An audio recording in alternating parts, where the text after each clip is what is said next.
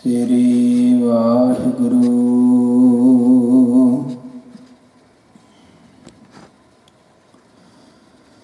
ਸਤਨਾਮ ਸ੍ਰੀ ਵਾਹਿਗੁਰੂ ਸਾਹਿਬ ਜੀ।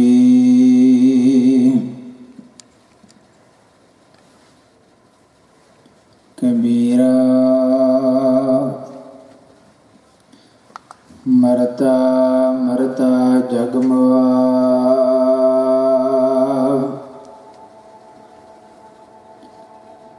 ਮਰ ਭੇ ਨਾ ਜਨ ਕੋਇ।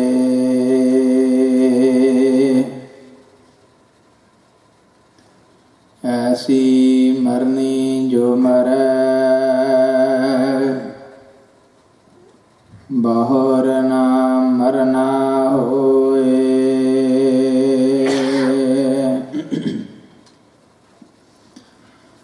ਕਬੀਰ ਮੋਹਿ ਮਰਨੇ ਕਾ ਚਾਉ ਹੈ, ਮਰੋ ਤਾਂ ਹਰ ਕੈ ਦਵਾਰ।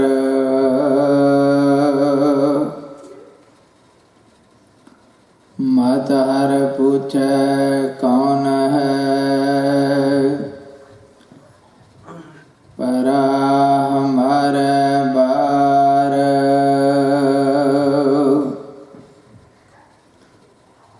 ਮਤ ਹਰ ਪੁੱਛੈ ਕੌਣ ਹੈ, ਪਰਾ ਹਮਾਰੇ ਬਾਰ।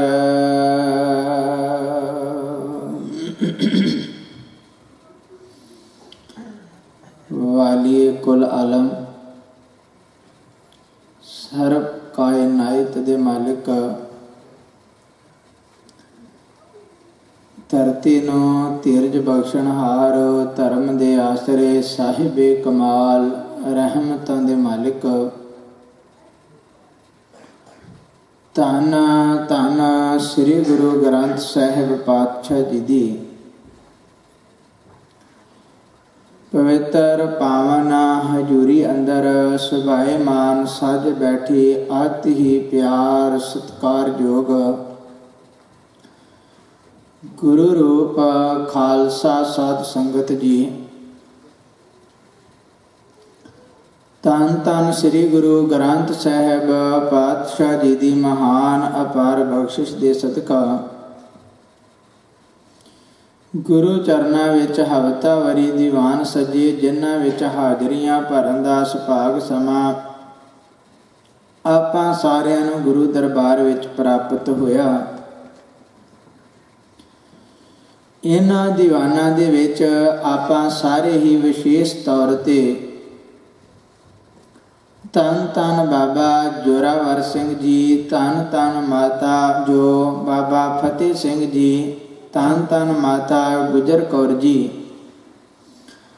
ਉਹਨਾਂ ਦੀ ਸ਼ਹਾਦਤ ਨੂੰ ਸਮਰਪਿਤ, ਉਹਨਾਂ ਦੇ ਇਤਿਹਾਸ ਨੂੰ ਸਾਂਝਾ ਕਰਨ ਵਾਸਤੇ, ਉਹਨਾਂ ਦੀ ਸ਼ਹੀਦੀ ਮਨਾਉਣ ਵਾਸਤੇ ਗੁਰੂ ਚਰਨਾਂ ਦੇ ਵਿੱਚ ਆਪੋ ਆਪਣੇ ਘਰਾਂ ਤੋਂ ਚੱਲ ਕਰਕੇ ਆਏ ਹਾਂ।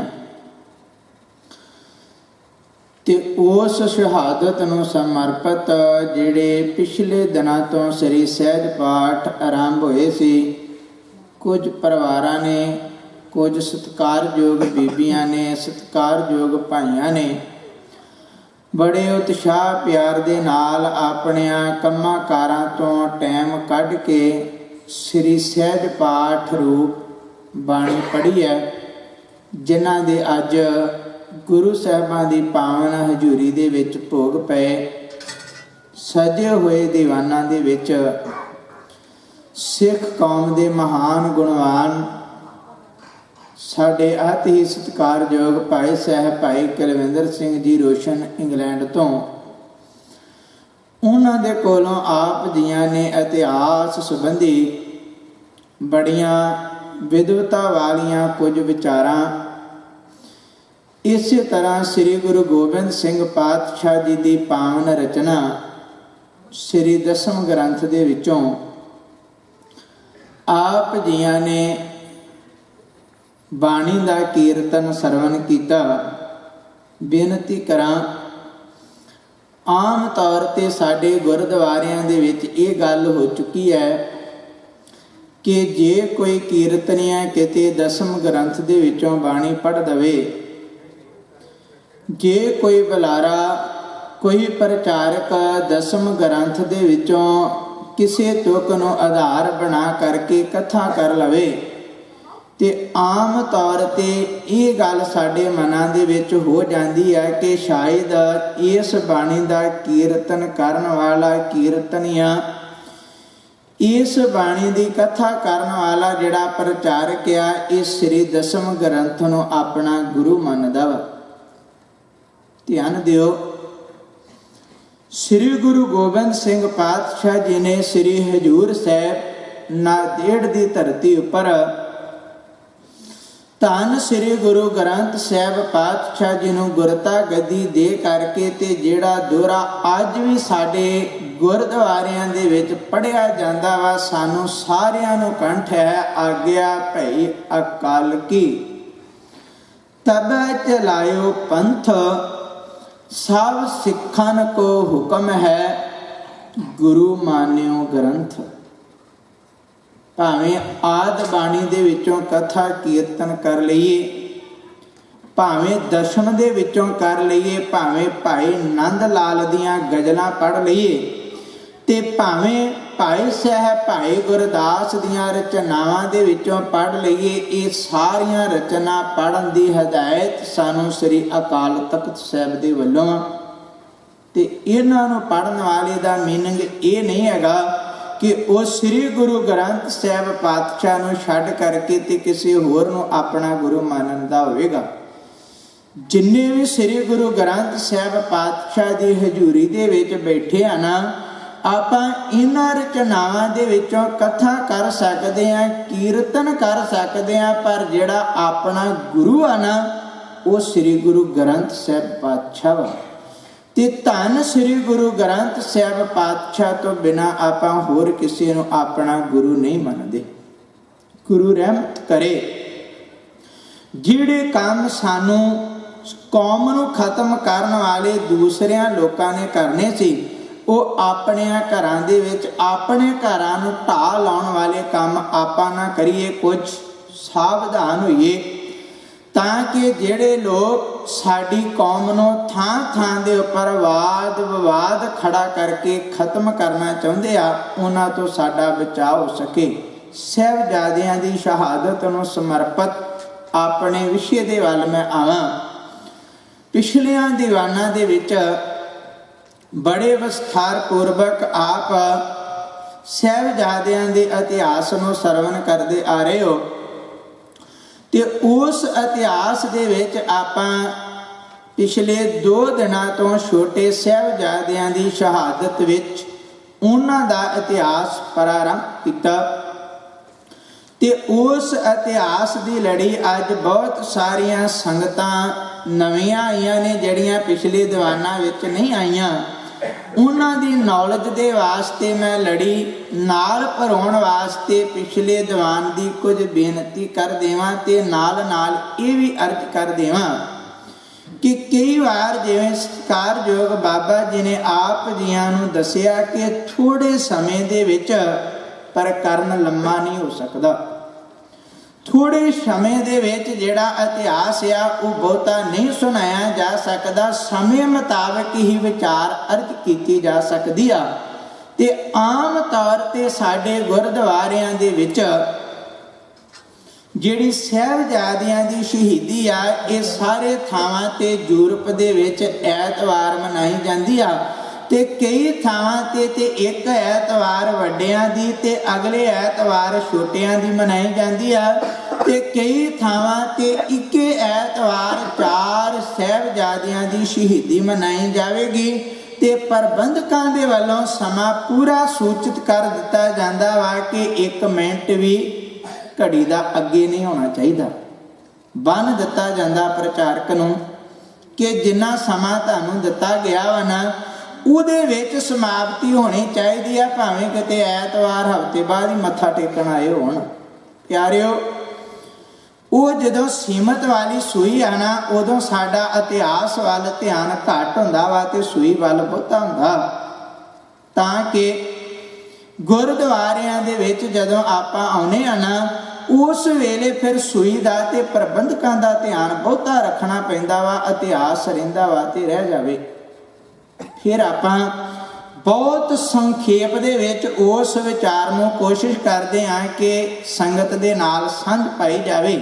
ਤੇ ਬਹੁਤ ਘੱਟ, ਸ਼ਾਇਦ ਮੈਨੂੰ 14ਵਾਂ ਸਾਲ ਜਾ ਰਿਹਾ ਵਾ ਇਸ ਕੈਟਾਗਰੀ ਦੇ ਵਿੱਚ, ਤੇ 12-13 ਸਾਲ ਹੋ ਚੁੱਕੇ ਨੇ ਮੈਨੂੰ ਕਥਾ ਕਰਦੇ ਨੂੰ। ਬਿਲਕੁਲ ਅੰਨ ਦਾੜੀਆ ਸੀ ਜਦੋਂ ਪਹਿਲੀ ਵਾਰ ਮੈਂ ਯੂਰਪ ਦੇ ਟੂਰ ਤੇ ਆਇਆ ਵਾਂ। ਬਿਲਕੁਲ ਮੈਨੂੰ ਦਾੜੀ ਨਹੀਂ ਸੀ ਆਈ ਹੋਈ। ਤੇ ਇੰਨਿਆਂ ਟੂਰਾਂ ਤੋਂ, ਇੰਨੇ ਸਮੇਂ ਤੋਂ ਕਥਾ ਲੈ ਕੇ ਤੇ ਅੱਜ ਕਈ ਸਾਲ ਹੋ ਚੁੱਕੇ ਨੇ ਮੇਰੇ ਜੀਵਨ ਦੇ ਵਿੱਚ ਇਹ ਪ੍ਰੋਗਰਾਮ ਆਏ ਨੂੰ। ਤੇ ਸ਼ਾਇਦ ਪਹਿਲਾ ਪ੍ਰੋਗਰਾਮ ਮੈਂ ਆਪਣੇ ਜੀਵਨ ਦੇ ਵਿੱਚ ਕਰ ਰਿਹਾ ਜਿੱਥੇ ਇਹਨਾਂ 4 ਸਾਹਿਬਜ਼ਾਦਿਆਂ ਦੀ ਸ਼ਹਾਦਤ ਨੂੰ ਕੁਝ ਵਿਸਥਾਰ ਦੇ ਨਾਲ ਸੰਗਤਾਂ ਦੇ ਵਿੱਚ ਸਾਂਝ ਪਾਈ ਹੈ। ਬਾਕੀ ਸਭ ਸੰਖੇਪ ਦੇ ਵਿੱਚ ਹੀ। ਕੱਲਾ ਮੇਰੇ ਨਾਲ ਇਉਂ ਨਹੀਂ ਵਾਪਰਦਾ, ਇਹ ਸਾਰੇ ਪ੍ਰਚਾਰਕਾਂ ਦੇ ਨਾਲ ਇਸੇ ਤਰ੍ਹਾਂ ਦੇ ਨਾਲ ਹੀ ਵਾਪਰਦਾ ਵਾ। ਸੀਮਤ ਸਮਾਂ ਹੋਣ ਕਰਕੇ ਤੇ ਸੀਮਤ ਵਿਚਾਰ ਕਹੀ ਜਾਂਦੀ ਆ। ਪਿਆਰਿਓ, ਇਹ ਬੇਨਤੀ ਮੈਂ ਤਾਂ ਤੁਹਾਡੇ ਵਿੱਚ ਅਰਜ਼ ਕੀਤੀ ਆ ਕਿ ਸਮਾਂ ਘੱਟ ਹੋਣ ਕਰਕੇ ਕਈ ਗੱਲਾਂ ਪ੍ਰਚਾਰਕਾਂ ਦੇ ਕੋਲੋਂ ਸਾਂਝੀਆਂ ਨਹੀਂ ਕੀਤੀਆਂ ਜਾਂਦੀਆਂ। ਤੇ ਜਦੋਂ ਕਿਤੇ ਸਮਾਂ ਪ੍ਰਚਾਰਕਾਂ ਨੂੰ ਮਿਲੇ ਤੇ ਉਸ ਗੱਲ ਦੀ ਸਾਂਝ ਪਾ ਦਈਏ ਤੇ ਇਹ ਗੱਲ ਸੰਗਤ ਵਾਸਤੇ ਬੜੀ ਨਵੀਂ ਹੋਇਆ ਕਰਦੀ ਹੈ। ਉਹਨਾਂ ਨੂੰ ਇਉਂ ਮਹਿਸੂਸ ਹੁੰਦਾ ਵਾ ਕਿ ਸ਼ਾਇਦ ਇਹ ਪ੍ਰਚਾਰਕ ਕਿਤੇ ਆਪਣੇ ਕੋਲੋਂ ਹੀ ਮਸਾਲਾ ਲਾ ਕੇ ਨਾ ਕਹਿ ਰਿਹਾ ਹੋਵੇ। ਅੱਜ ਦੇ ਸਮੇਂ ਦੇ ਵਿੱਚ 1 ਘੰਟੇ ਦੀ ਕਥਾ ਕਰਨੀ ਹੋਵੇ ਤੇ ਪਤਾ ਨਹੀਂ ਕਿੰਨੇ ਗ੍ਰੰਥ ਵੇਖਣੇ ਪੈਂਦੇ ਆ, ਕਿੰਨੀਆਂ ਪੁਸਤਕਾਂ ਪੜ੍ਹ ਕਰਕੇ ਤੇ ਫਿਰ ਸੰਗਤ ਦੇ ਨਾਲ ਇੱਕ ਮੀਨਿੰਗ ਦੀ ਸਾਂਝ ਪਾਈ ਜਾਂਦੀ ਆ ਕਿ ਕਿਸੇ ਗੱਲ ਤੋਂ ਕੋਈ ਵਾਦ ਵਿਵਾਦ ਨਾ ਖੜਾ ਹੋ ਜਾਵੇ। ਕਿਉਂਕਿ ਸਾਡਾ ਇਤਿਹਾਸ ਮਿਲਗੋਭਾ ਬਣਿਆ ਹੋਇਆ।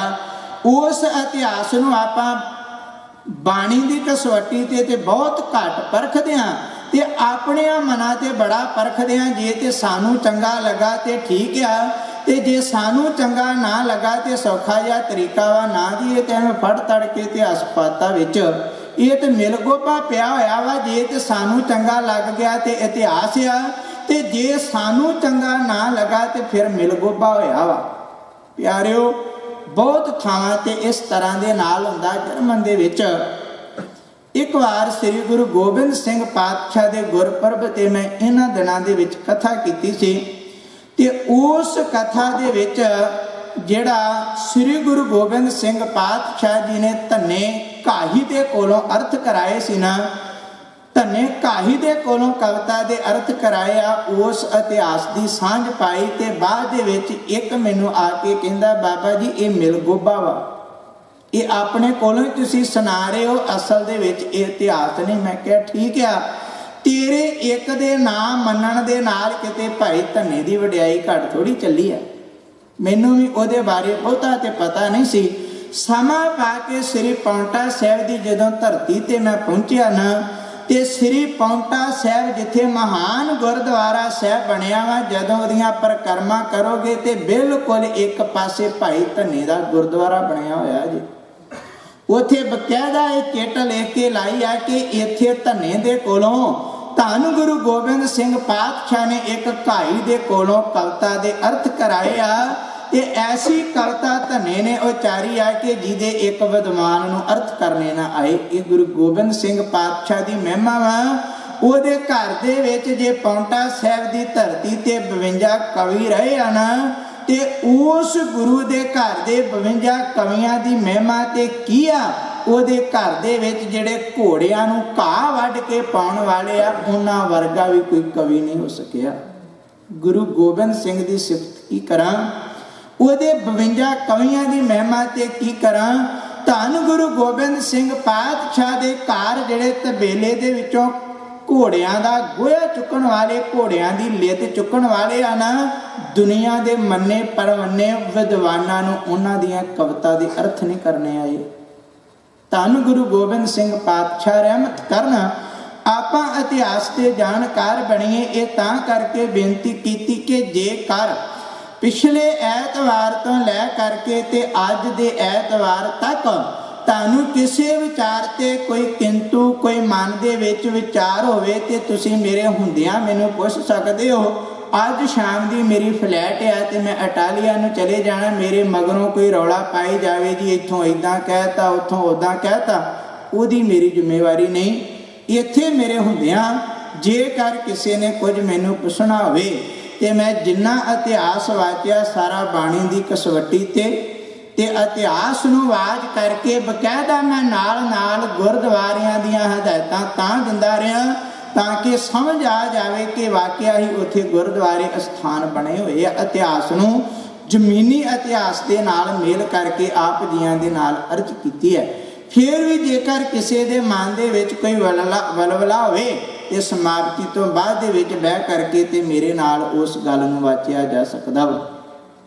ਬਾਅਦ ਦੇ ਵਿੱਚ ਜਾਣ ਦੇ ਮਗਰੋਂ ਇੱਧਰ ਉੱਧਰ ਦੀਆਂ ਗੱਲਾਂ ਬਣਾਉਣੀਆਂ ਉਹ ਅਲੱਗ ਗੱਲ ਆ। ਆਓ ਉਸ ਇਤਿਹਾਸ ਦੀ ਲੜੀ ਆਰੰਭ ਕਰਾਂ ਜਿਹੜੀ ਧੰਨ ਸਤਿਗੁਰੂ ਸ੍ਰੀ ਗੁਰੂ ਗੋਬਿੰਦ ਸਿੰਘ ਪਾਤਸ਼ਾਹ ਜੀ ਦੇ ਲਾਲਾਂ ਦੀ ਆਪਾਂ ਪਰਿਵਾਰ ਵਿਛੋੜਾ ਸਾਹਿਬ ਤੋਂ ਆਰੰਭ ਕੀਤੀ ਸੀ ਕਿ ਪਰਿਵਾਰ ਵਿਛੋੜੇ ਤੋਂ ਲੈ ਕਰਕੇ ਤੇ ਸਰਹੰਦ ਦੀਆਂ ਨੀਹਾਂ ਤੱਕ ਗੁਰੂ ਗੋਬਿੰਦ ਸਿੰਘ ਪਾਤਸ਼ਾਹ ਦੇ ਦੋ ਲਾਲਾਂ ਤੇ ਉਹਨਾਂ ਦੀ ਮਾਤਾ ਨੇ 6 ਰਾਤਾਂ ਆਪਣੇ ਪੈਂਡੇ ਦੇ ਵਿੱਚ ਬਤੀਤ ਕੀਤੀਆਂ ਨੇ।